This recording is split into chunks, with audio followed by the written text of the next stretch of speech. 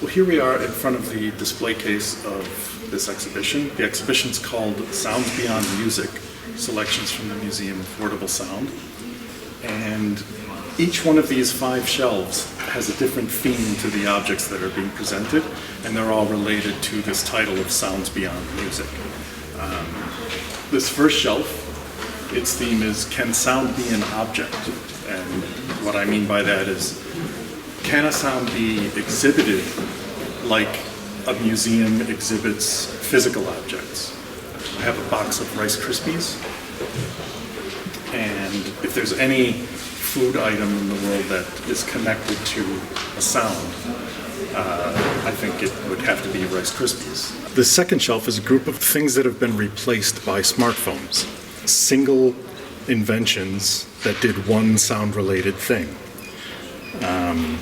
So we've got things like pagers and an original mobile phone. But the thing I'd like to talk to you about is this record in the middle. This record is an example of something called voice letters. And before there were things like voice messages that we left on each other's mobiles, people would actually record records and post them to other people.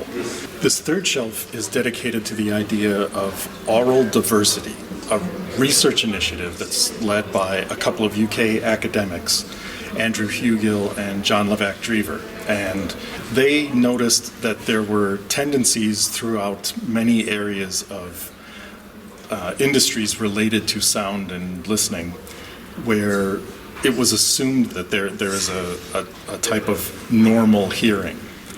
And scientifically, this couldn't be further from the truth. Everyone actually hears differently. And one of the objects I chose for that are these misophonia cards, which are produced by an advocacy group called SoQuiet.org. And they want people to learn more about a condition called misophonia. Misophonia is a dramatically decreased tolerance towards certain sounds, particularly things like people chewing while eating.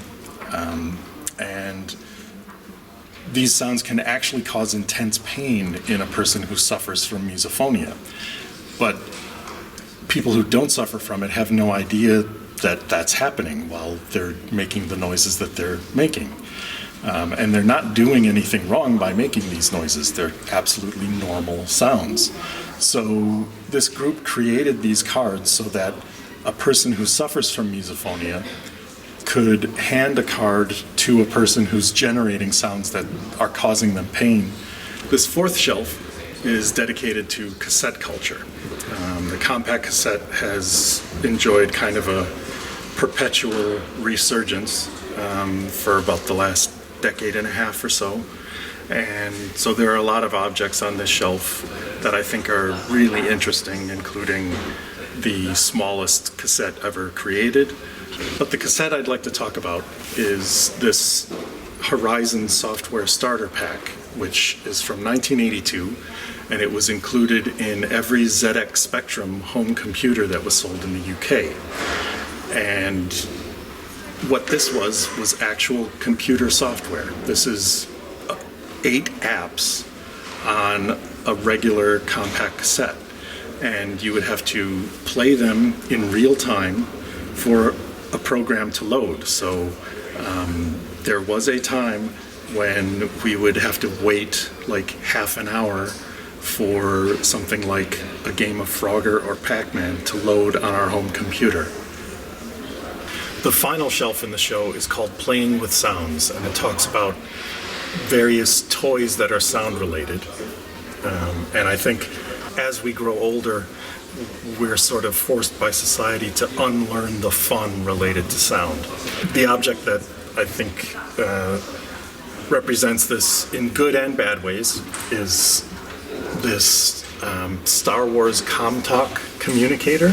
This was released in 1999 for Star Wars Episode 1, The Phantom Menace. And at the time, George Lucas was drunk with power, and he believed that he could inflict a new portable sound technology on the world related to Star Wars action figures.